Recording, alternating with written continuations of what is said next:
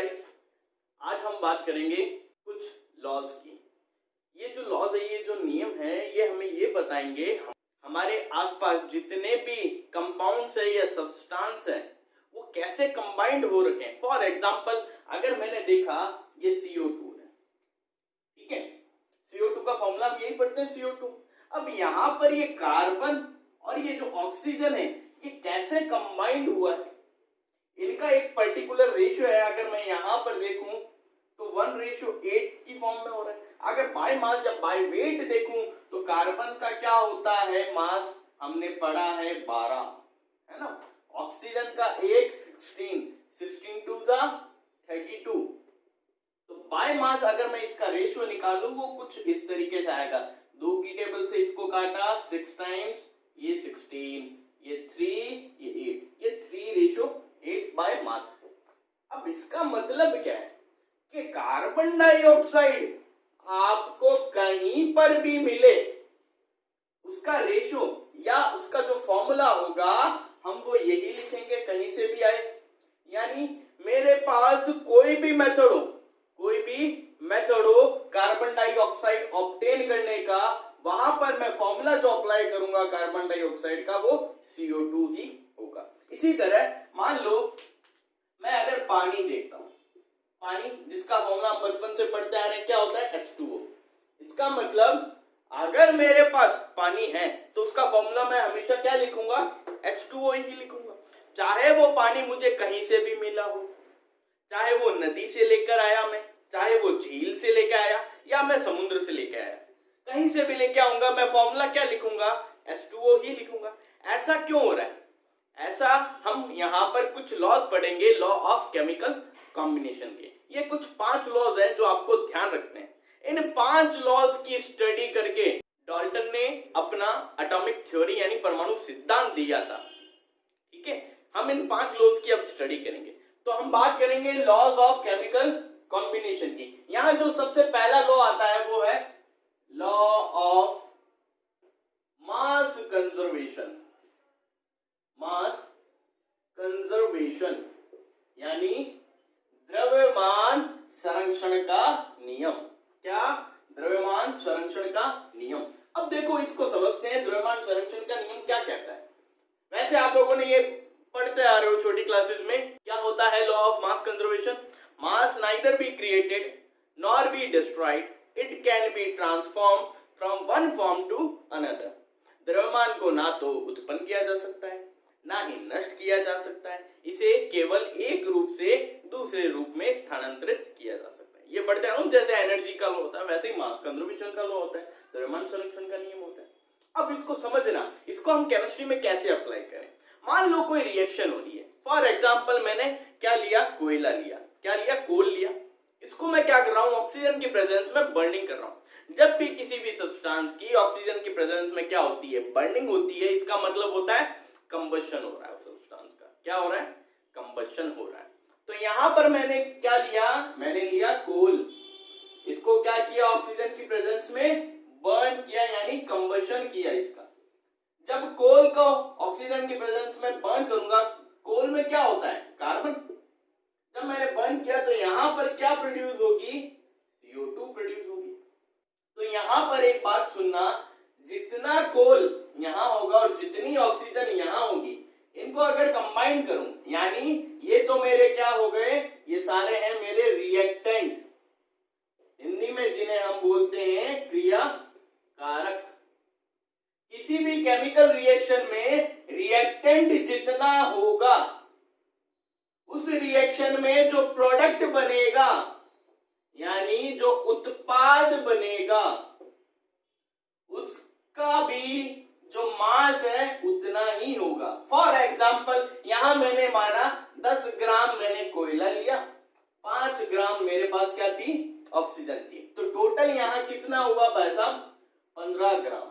Reactant कितने हुए total, 15 ग्राम। तो यहां पर जो कार्बन डाइऑक्साइड मेरे को मिलेगी वो हमेशा कितनी मिलेगी, 15 ग्राम ही मिलेगी। ऐसा नहीं 13 ग्राम मिल जाए और ऐसा भी नहीं 20 ग्राम मिल जाए। अगर ऐसा कुछ होता है तो ये लॉ गलत साबित हो जाता है। लेकिन यहाँ पर होगा क्या, जितने रिएक्टेंट का मास होगा उतना ही प्रोडक्ट का भी मास होगा, ये लो बताता है। आई बात समझ में? अब इसको एक एग्जांपल से और समझते हैं, न्यूमेरिकल से, उसको देखते हैं। अब देखो यहाँ एक क्वेश्चन है, इस क्वेश्चन में क्या बोल रहे हैं कि आपने क्या लिया है, सोडियम बाइकार्बोनेट या सोडियम हाइड्रोजन कार्बोनेट, कितना है 6.8 ग्राम, ठीक है, और इसकी रिएक्शन आपने किससे करवाई, एथेनोइक एसिड से, वो कितना है 15 ग्राम। यानी मैंने क्या लिया, बेकिंग सोडा यानी सोडियम हाइड्रोजन कार्बोनेट लिया, उसको मैंने क्या किया, एसिटिक एसिड में डाल दिया, यानी एथेनोइक एसिड में डाल दिया। एथेनोइक एसिड मेरे पास कितना था 15 ग्राम, और जो बेकिंग सोडा था मेरे पास कितना था 6.8 ग्राम। अब यहां पर क्या होगा, कोई ना कोई रिएक्शन होगी, क्या होगी, कोई ना कोई रिएक्शन। अब एक चीज ध्यान रखना, अब आपको ये आनी चाहिए, रिएक्शन करनी आनी चाहिए। यहाँ Na देखो क्या होता है, प्लस होता है, +1।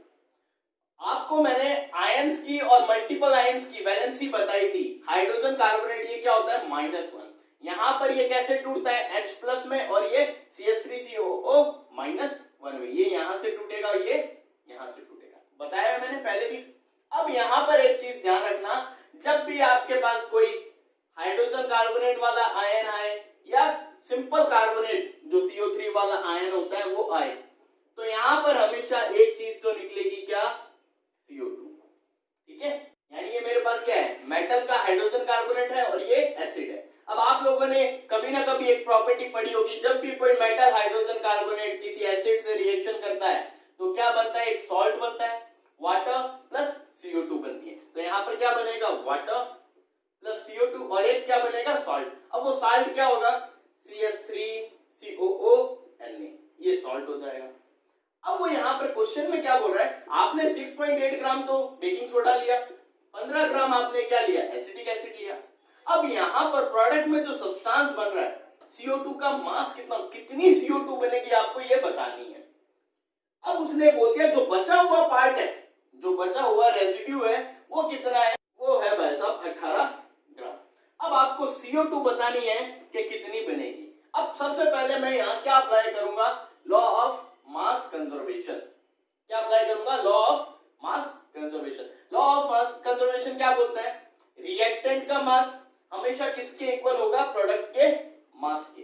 मैंने मान लिया इसका जो मास है वो क्या है, x, क्या है, x। मैं सिंपल क्या लगाऊंगा, मैथ्स अप्लाई करूंगा, 6.8 प्लस 15 ग्राम, ये तो है रिएक्टेंट का मास, इक्वल्स टू होगा किसके, प्रोडक्ट के मास के। तो यहां पर 18 ग्राम प्लस x जो हमें निकालना है, तो यहां पर अप्लाई करो, 15 प्लस 6.8 करो तो आपके पास आएगा 21.8, ये 18 प्लस x की वैल्यू निकालनी है अपने को, क्या होगी 21.8 माइनस 18, तो यहां से x की वैल्यू अपने पास आएगी 3.8, ये आ गई x की वैल्यू। यानी ये x की वैल्यू किसकी है मेरे पास, CO2 की वैल्यू।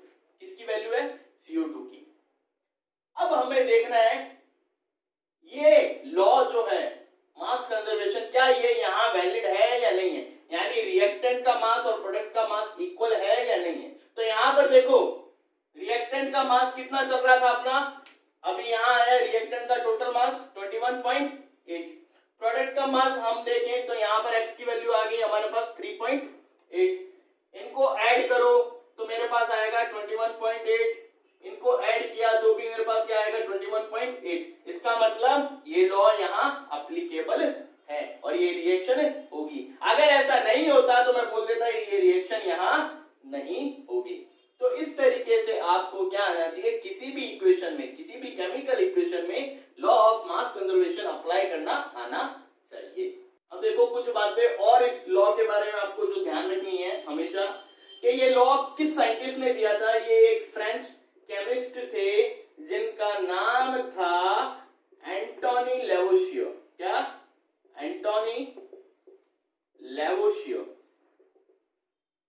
लेवोशियर नाम के साइंटिस्ट थे जिन्होंने ये लॉ दिया था, और लेवोशियर को केमिस्ट्री का फादर भी कहा जाता है, ध्यान रखना। कब दिया था, 1789 में। कब दिया था, 1789 में। लॉ तो इन्होंने दे दिया, लेकिन एक्सपेरिमेंट जिस साइंटिस्ट ने किया था वो थे लैंडलॉर्ड। कौन, लैंडलॉर्ड थे, ठीक ठीक है, जो साइंटिस्ट थे दूसरे वो लैंडलॉर्ड थे। दूसरा जो बात आपको ध्यान रखनी है कि इस लॉ को देखो, ये लॉ क्या बोल रहा है कि हम किसी भी मास को डिस्ट्रॉय नहीं कर सकते, है ना। तो इस लॉ को एक नाम और बोल दिया जाता है लॉ ऑफ इनडिस्ट्रक्टिबिलिटी ऑफ मैटर, यानी द्रव्य की अविनाशिता का नियम। तो ये तीन बातें आपको ध्यान रखनी है। लॉ किसने दिया था? एंटोनी लैवोसियर ने 1789 में। एक्सपेरिमेंटली सेटअप किसने किया था? ये एक्सपेरिमेंट जिन्होंने किया था उनका नाम है, एक्सपेरिमेंट किसने किया था? लैंडलॉर्ड ने। अब इस लॉ का दूसरा नाम क्या है? लॉ ऑफ इनडिस्ट्रक्टिबिलिटी ऑफ मैटर, यानी द्रव्य की अविनाशिता का नियम। अब नेक्स्ट जो लॉ है उसकी बात करते हैं। जो सेकंड लॉ है हमारा वो है लॉ ऑफ कांस्टेंट रेशियो, और मैं बोल सकता हूं प्रोपोर्शन, जिसे हिंदी में बोलते हैं स्थिर अनुपात का नियम। अब इस लॉ को समझना, ये लॉ क्या कहता है, इसको समझने के लिए मैं एक एग्जांपल लेता हूं। मान लो मैंने रिवर से क्या लिया? एक गिलास पानी लिया। फिर मैंने सी से भी क्या लिया? एक गिलास पानी लिया। फिर मैंने मान लो किसी लेक यानी किसी झील से भी क्या लिया? एक गिलास पानी। यहां पर भी वाटर है मेरे पास, यहां पर भी वाटर है, और यहां पर भी वाटर।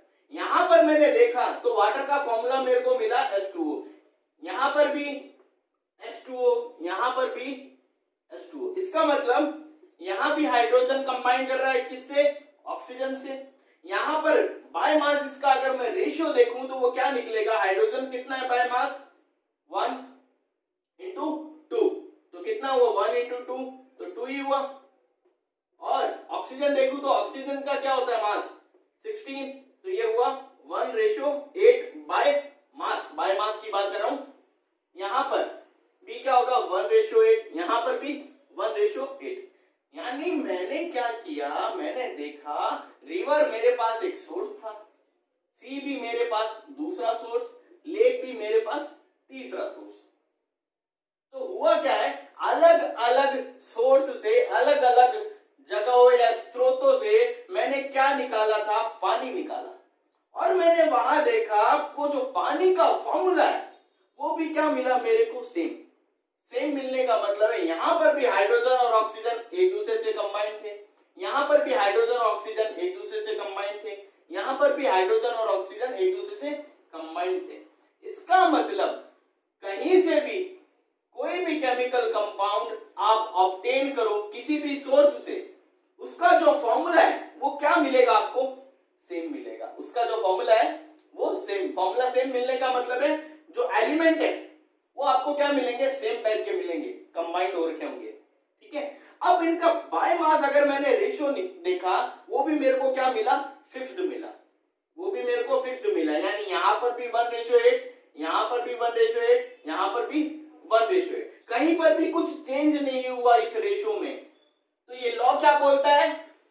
किसी भी सोर्स से कोई भी केमिकल कंपाउंड आपको मिले तो उसमें प्रेजेंट जो एलिमेंट है वो सेम होंगे, यानी जो फॉर्मूला है उस केमिकल का, उस कंपाउंड का, वो क्या रहेगा? सेम रहेगा। दूसरी बात, उनका जो बाय मास रेशियो है वो भी क्या रहता है? फिक्स्ड रहता है।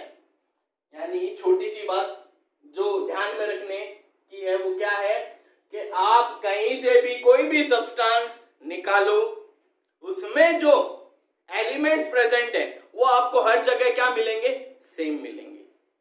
सेम मिलने का मतलब मान लो ये तो वाटर था, ये तो वाटर था, मैं मान लेता हूं मैं क्या कर रहा हूं? लकड़ी को जला रहा हूं। एक तरफ लकड़ी को जलाया मैंने, एक तरफ कोयले को जलाया, और एक जगह जहां अपनी चिमनीज होती है वहां पे भी क्या निकल रहा है? धुआं। ये तीन चीजें कंसीडर कर रहा हूं, लकड़ी को जलाया, कोयले को जलाया, और बड़ी बड़ी जो फैक्ट्रीज होती है वहां चिमनीज जो लगी होती है वहां से धुआं निकल रहा है। लकड़ी को जलाया तो भी धुआं निकलेगा, कोयले को जला रहा हूं तो भी धुआं, और वहां चिमनी से भी क्या निकल रहा है? धुआं। अब इन तीनों में क्या निकल रहा है? CO2 निकल रही है, यहाँ भी CO2, यहाँ भी CO2, यहाँ भी CO2। यहाँ तीनों में क्या होगा, फॉर्मूला क्या रहेगा, सोर्स देखो तीनों क्या है, अलग अलग है, लेकिन जो एग्जॉस्ट निकल रहा है वो क्या है, CO2 है। यहाँ पे भी CO2 का फॉर्मूला CO2 ही रहेगा, यहाँ पे भी CO2 ही रहेगा, यहाँ भी CO2। अगर इनका फिक्स्ड रेशियो बाय मास देखूं, वो भी क्या रहेगा मेरे पास, सेम ही रहेगा, यानी 3:8 ही रहेगा। अगर मैं देखूं CO2 में जो मैंने अभी पहले बात की थी वो क्या रहेगा, 3:8 ही रहेगा। तो इसका मतलब, इस लॉ का मतलब, कहने का मतलब क्या हुआ कि कहीं से भी आप कोई भी चीज ऑब्टेन करो, उसका जो केमिकल फॉर्मूला है वो सेम रहेगा, उसका जो बाय मास रेशियो है वो भी क्या रहेगा, फिक्स्ड रहेगा। अब इसको एक एग्जांपल से समझते हैं। अब देखो इसको एक एग्जांपल से अगर हम समझे, लॉ ऑफ जो कांस्टेंट प्रोपोर्शन है या कांस्टेंट रेशियो, उसको ये क्या बोल रहा है क्वेश्चन, सुनना, मैंने यहाँ शॉर्ट में लिखा है, मैं बोल रहा हूं उसको सुनना। वो बोल रहा है अगर मैं लेड लूं, लेड का मतलब पीपी, क्या, अगर मैं लेड लूं, पीपी लूं, कितना लूं, इतना ग्राम, 6.488 ग्राम, और इसकी रिएक्शन किससे कराऊं, ऑक्सीजन से, ऑक्सीजन मतलब O2, तो मेरे को क्या यहाँ पर कितना लेना है ऑक्सीजन, 1.002 ग्राम। जब मैं इतना लेड और ऑक्सीजन लेता हूं, उसकी रिएक्शन करवाता हूं, तो मेरे को क्या मिलता है, लेड परऑक्साइड मिलता है। क्या मिलता है, लेड परऑक्साइड, यानी PbO2, PbO2 मिला। अब यहां से जो लेड परऑक्साइड मिलता है, ये किसी दूसरे तरीके से यानी दूसरे मेथड से भी मिल सकता है। सेकंड कंडीशन क्या बोलती है, हमने क्या लिया, लेड नाइट्रेट, और इसको क्या किया, हीट किया, यानी गर्म किया। जब मैं इसे हीट करता हूं तो मेरे को क्या मिलता है, लेड परऑक्साइड मिलता है, यानी PbO2। इस तरीके से भी PbO2 मिलता है। यानी ये हुआ मेथड फर्स्ट, ये हुआ मेथड सेकंड। यहां पर जो लेड परऑक्साइड में ऑक्सीजन है, उसका परसेंटेज उसने बोला है कि भाई साहब इतना है, इसमें इतना परसेंटेज क्या प्रेजेंट है, ऑक्सीजन प्रेजेंट है। तो अब सुनना, लॉ ऑफ कांस्टेंट प्रोपोर्शन क्या बोलता था, किसी भी सोर्स से आप लोग क्या ऑब्टेन करो, कोई भी केमिकल ऑब्टेन करो, उसका जो केमिकल फॉर्मूला है वो क्या रहेगा, सेम, यानी जो उसमें एलिमेंट है वो क्या रहेंगे, सेम, और उनका जो फिक्स्ड रेशियो है बाय मास वो हमेशा क्या रहेगा, सेम। तो यहाँ पर हमें वही चीज अप्लाई करके देखनी है, वो कैसे अप्लाई करते हैं वो देखना। अब मुझे क्या करना है, मुझे ये देखना है कि भाई साहब इस मेथड से जो मेरे को लेड परऑक्साइड मिला है उसमें ऑक्सीजन का इतना परसेंट है, तो क्या इस मेथड से जो लेड परऑक्साइड मिला है उसमें भी इतना परसेंट ऑक्सीजन होगा या नहीं होगा, ये देखना है। तो इसको देखने के लिए मैं क्या करूंगा, मैं यूनिटी मेथड अप्लाई करूंगा। कैसे देखना, मेरे को पता है यहां पर जितना मास होगा रिएक्टेंट का उतना प्रोडक्ट का यहां पर भी होगा, सिंपल सी बात। तो यहां पर मैं क्या कर रहा हूं, mass of reactant equals to mass of product, यानी क्रिया कारकों का द्रव्यमान बराबर किसके होगा, उत्पाद के द्रव्यमान के। तो यहाँ क्रिया कारक कितना है, 6.488 plus 1.02 equals to mass of product. तो यहाँ पर इसको अगर निकालूं तो प्रोडक्ट का मास मेरे पास कितना आएगा, 7.490 ग्राम। ये तो आ गया मास प्रोडक्ट का, यानी लेड परऑक्साइड जो पहले मेथड से बना है उसका मास कितना है, ठीक है। अब पहले मेथड से जो लेड परऑक्साइड बना है उसका इतना मास है, उस पूरे का, इस पूरे लेड परऑक्साइड का इतना मास है, और इसमें कितने ग्राम ऑक्सीजन प्रेजेंट है, 1.002 ग्राम, ये हमें पता है। अब मैं मानकर चलूं कि भाई साहब 7.490 ग्राम लेड परऑक्साइड में 1.002 ग्राम क्या प्रेजेंट है, ऑक्सीजन। अगर मेरे पास लेड परऑक्साइड 1 ग्राम हो तो कितना ऑक्सीजन होगा, यूनिटी मेथड आता है सबको, वही अप्लाई करो, इतना ऑक्सीजन। अगर मेरे पास 100 ग्राम लेड परऑक्साइड हो तो कितना ऑक्सीजन होगा, 1.02 अपॉन 7.490 इंटू क्या कर दूंगा, 100। जब मैं इसको सॉल्व करूंगा तो सॉल्व करके मेरे पास जो वैल्यू आएगी, कितना परसेंट ऑक्सीजन इस लेड परऑक्साइड में प्रेजेंट होगा, वो क्या होगी, 13.38%। इसका मतलब जो पहले मेथड में मेरे को लेड परऑक्साइड मिला था उसमें भी कितना परसेंट ऑक्सीजन है, 13.38%। दूसरा मेथड था उसमें कितना ऑक्सीजन परसेंट था 13.38। इसका मतलब यहां पर किसी भी मेथड से, दोनों मेथड से हमने क्या ऑब्टेन किया, लेड पेरोक्साइड ऑब्टेन किया और दोनों में ही हमें ऑक्सीजन का परसेंट कितना मिला है 13.38%। इसका मतलब ये जो लॉ है, लॉ ऑफ कांस्टेंट प्रोपोर्शन, वो वेरीफाई होता है। आई बात समझ में?